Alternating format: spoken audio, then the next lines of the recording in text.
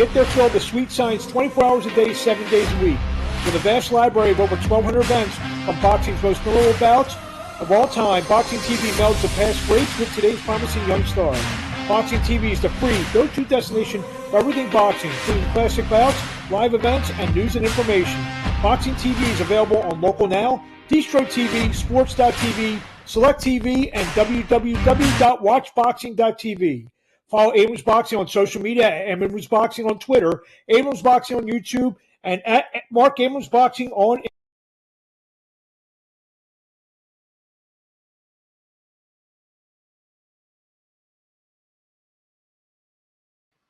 Good week, everyone. Marc Abrams here, episode 8, the Abrams Boxing Show. We have a big week on pay-per-view. So this week we'll be joined by, we got a little technical issues going on here. We'll be joined by Jose Valenzuela, who takes on Israel Corrales, as well as Miguel Flores on the aforementioned Ruiz-Ortiz pay-per-view. So let's get right down to the news and reviews of some of the fights. Last Saturday night in Tulsa, Oklahoma, on ESPN, a very solid title fight, but super lightweight fight. Jose Pedraza and Richard Comey battled to a 10-round draw. Scores were 97-93 for Pedraza, 96-94 for Comey, and 95-95. It's a very good fight. It was a fight that maybe Jose Pedraza, had he won, or he still may get in the Teofimo Lopez sweepstakes for December 10th. It was a very good fight. Comey jumped out to lead. Pedraza was terrific towards the end, and the fight ended in a draw. Former cruiserweight champion Marc went to 29-1 with 22 knockouts, as he has now finally made his heavyweight debut. He took out 42-year-old Carl Baus Welch, 21-3-1 in the first round of a fight in Serbia. Also, that's really it for last week. So really not much went on. This week we have a big thing, a big lineup of fights going on. A lot of world title fights.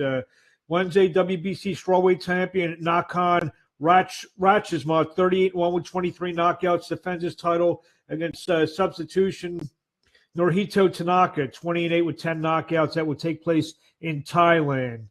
Saturday on the Zone, WBC franchise super flyweight champion Juan Francisco Estrada defends against RG Cortez. Estrada 42-3 with 28 knockouts. Cortez 23-2 with 10 knockouts. That fight will take place in Hermosillo, Mexico. Also on the undercard, there'll be some world title action. It's WBA female featherweight champion Erica Cruz, 14-1 with 3 knockouts, takes on former world champion Jelena Marjanovic, 41-11-2 with 19 knockouts. Also, there'll be a clash for the IBF light flyweight championship between Hector Flores, 20-4, 10 knockouts, takes on Seventhai Non-Stinga of Thailand, 10-9 knockouts. Also, be super featherweight fight on the card between Eduardo Rocky Hernandez, 32-1 with 29 big knockouts, taking on unbeaten Jorge Mata, 14-2 with 10 knockouts. Sky Sports, for those people in the UK, will have Liam Smith, 31-3 and 118 knockouts, the former world champion, take on Hassan Makwenko, 20-2, 14 knockouts. That will take place in Smith's hometown of Liverpool, England. Sunday, a big pay-per-view extravaganza, heavyweights from the Crypto.com arena. Andy Ruiz, the former heavyweight champion of the world, 34-2 with 22 knockouts, can take on Luis Ortiz, 33-2 with 28 knockouts. Again, from the Crypto.com arena in LA. Unless Ortiz looks really old in this fight, I like him a little bit in the fight. We'll see what happens. I'm going to take a shot with King Kong Ortiz. Also, the co-feature, Isaac Cruz, 23-2-1, 16 knockouts, takes on Eduardo Ramirez, 27-2-3, 12 knockouts. That's be a good fight, good action fight. That will be a WBC lightweight elimination bout. Also, 3-division champion Abner Mares would take his first action in about 4 years as he takes on Miguel Flores, 24-4, 12 knockouts.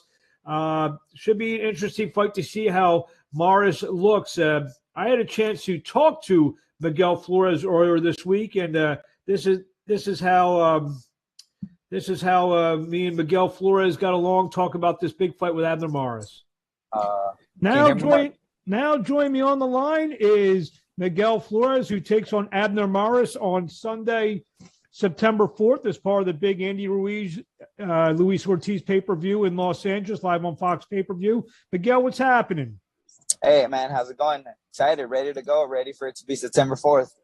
Yeah, ready to go. I'm going to start with a quick question. You've been off about 15 months, which, probably for you is a long time.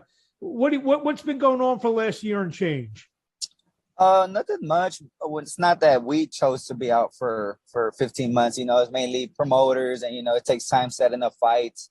This fight with Mares has been talked about for about over a year, and it was just a matter of time of when Mares was ready to make a comeback, I guess. But we've been training. I mean, we've been in gym. We have sometimes sparring sessions that that are rougher than fights. So obviously, I'm ready. I'm excited. I'm ready for the opportunity.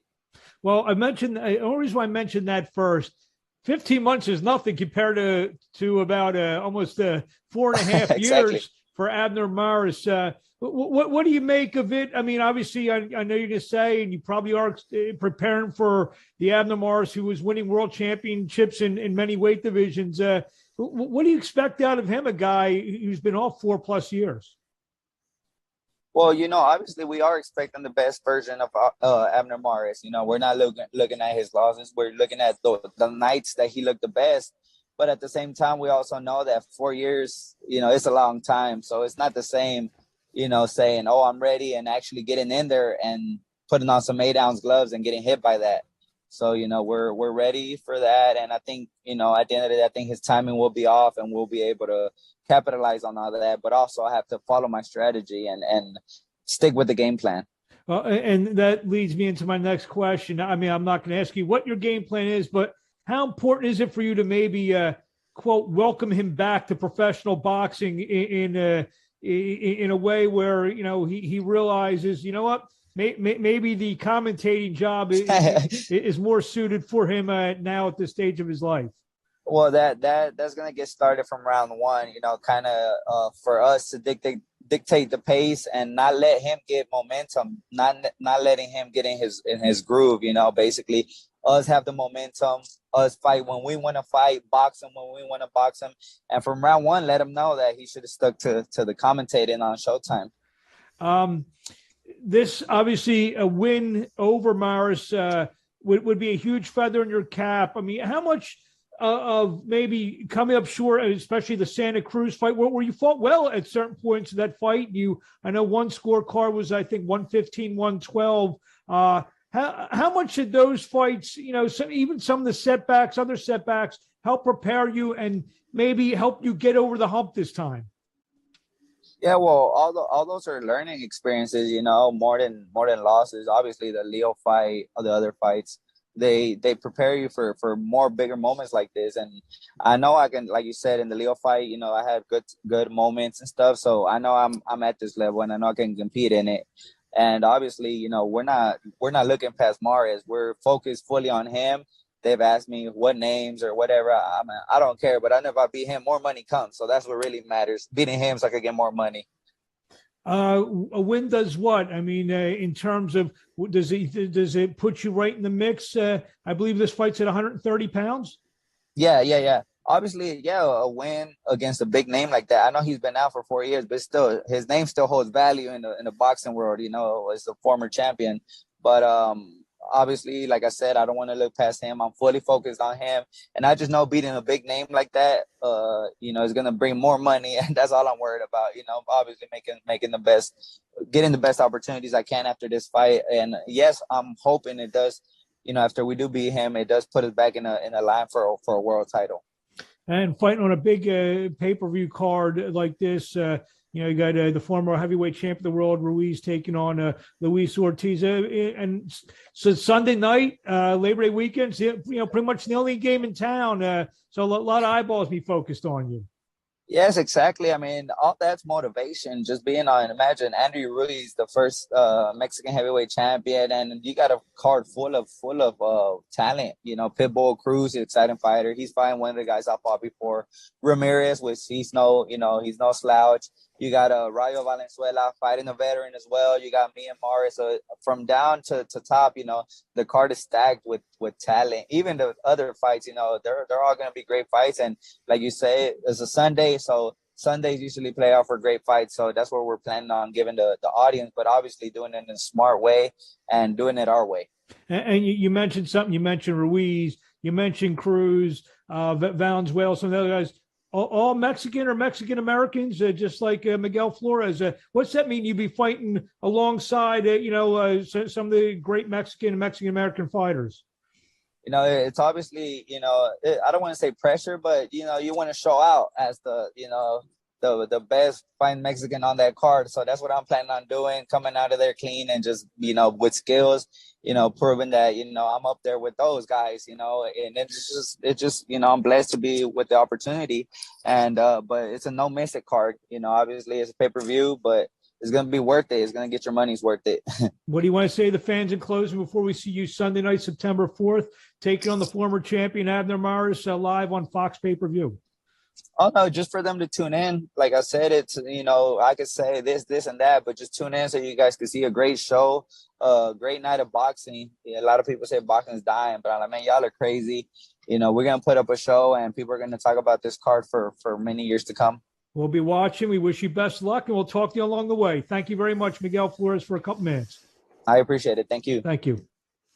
Should be an interesting fight with Miguel Flores taking on Abner Mares. And he mentioned Rayo Valenzuela, Jose Valenzuela, one of the terrific up-and-coming prospects, turned contender now, 12-08 knockouts, take on the former world champion, Jezreel Corrales. And again, I had a chance to speak with Jose Valenzuela earlier this week, and this is how the up-and-coming star sounded. Now, joining me on the line is lightweight contender Jose Valenzuela, who on Saturday night, September 4th at the Crypto.com Arena in Los Angeles, takes on former world champion Jezreel Corrales. Jose, what's happening? What's up, man? Thank you for the invitation on your show. Thank you very much for joining us. We're taping this about 10 days out. Probably people will start seeing this interview maybe fight week, 4 or 5 days before the fight. How are we feeling tonight?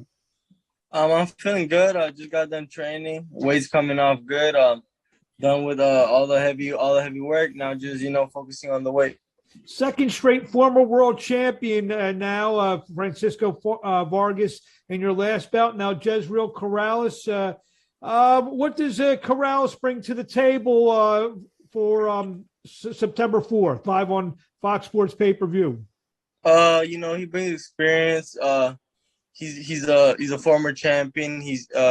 He's ranked number 2 in the WBA, I believe, and he's a tricky fighter. So I think these are the kind of fights that I need to keep proving myself and proving to the fans what I'm capable of.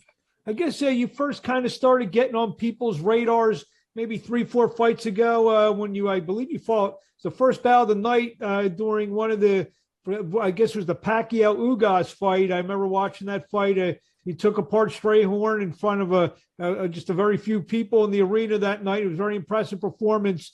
How far do you think you've come maybe, in those last maybe 3-4 fights?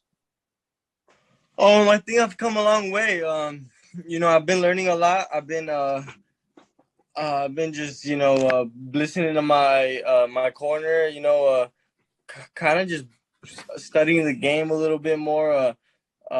Really the experience that I've been gaining in these last few fights have been helping me a lot, being around, David and training around all these high caliber fighters, having great sparring sessions as well. All of that, I think, is coming together. David Benavides, you're mentioning. Vargas, I guess in most people's opinions, maybe a little bit closer to the end than, say, Corrales is. Maybe Corrales is considered a little bit more of a fresher opponent for you. Is that something that you would agree with?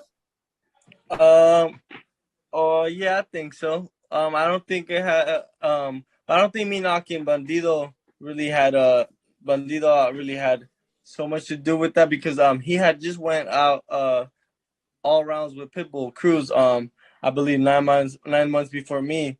So I think the right placement shots, the power and all that had a lot to do with it. And this is a different type of opponent where Vargas was more of a, let's get it on and brawl kind of guy. Corrales is a real tricky guy. Yeah, he's tricky. He's lefty, and he likes to move a lot.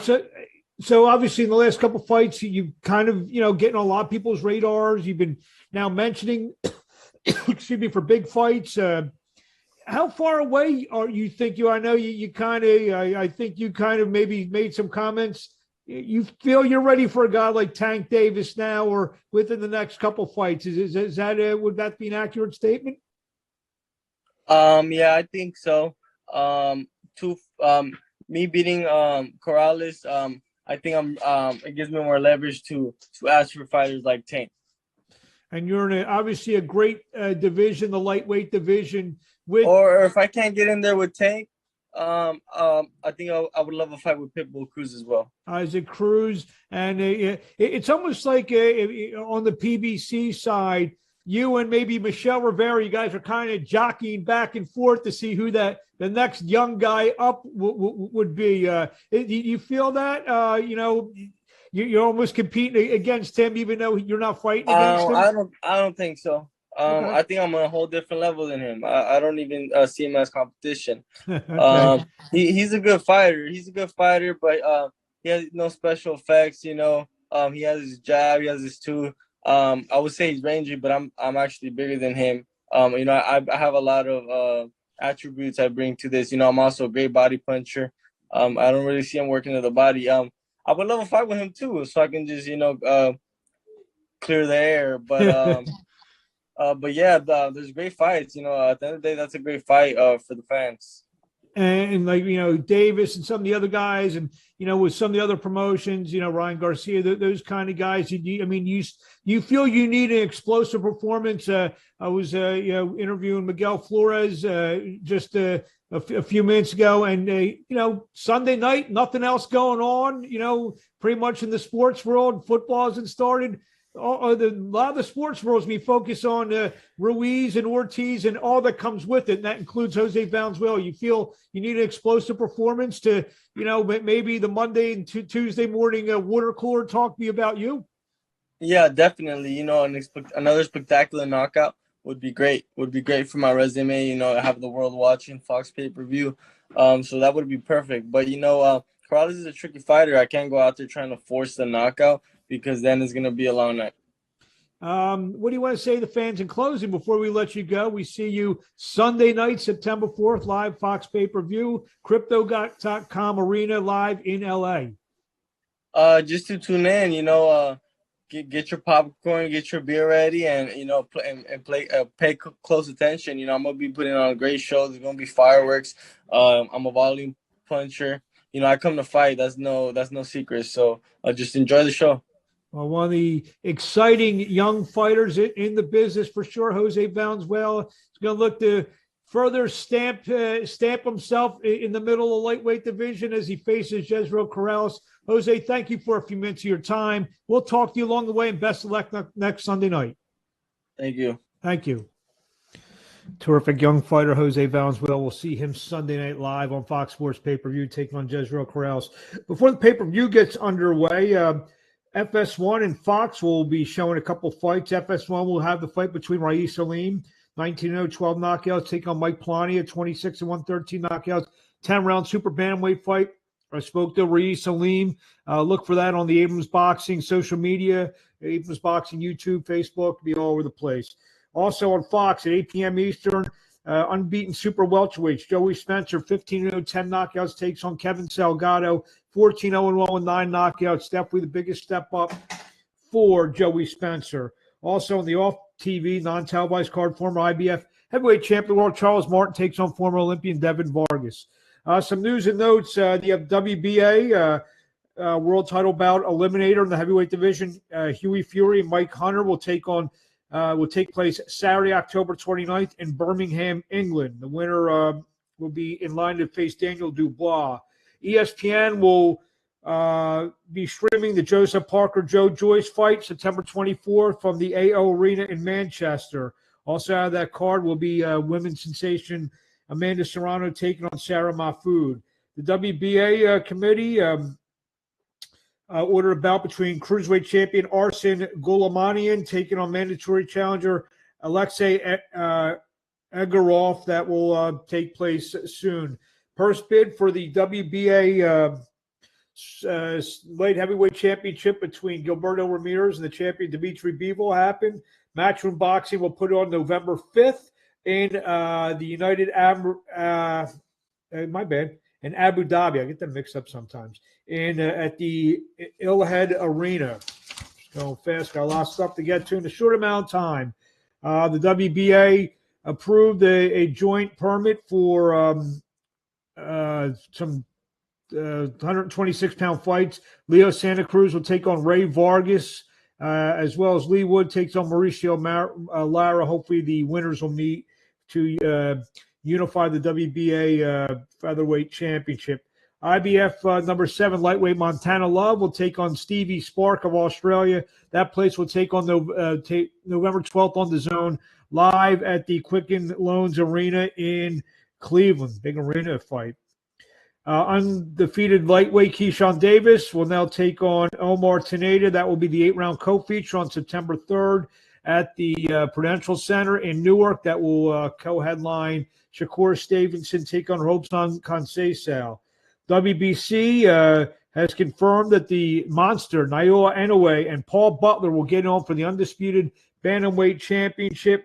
That fight will take place December 13th in Japan. They are still looking for the venue.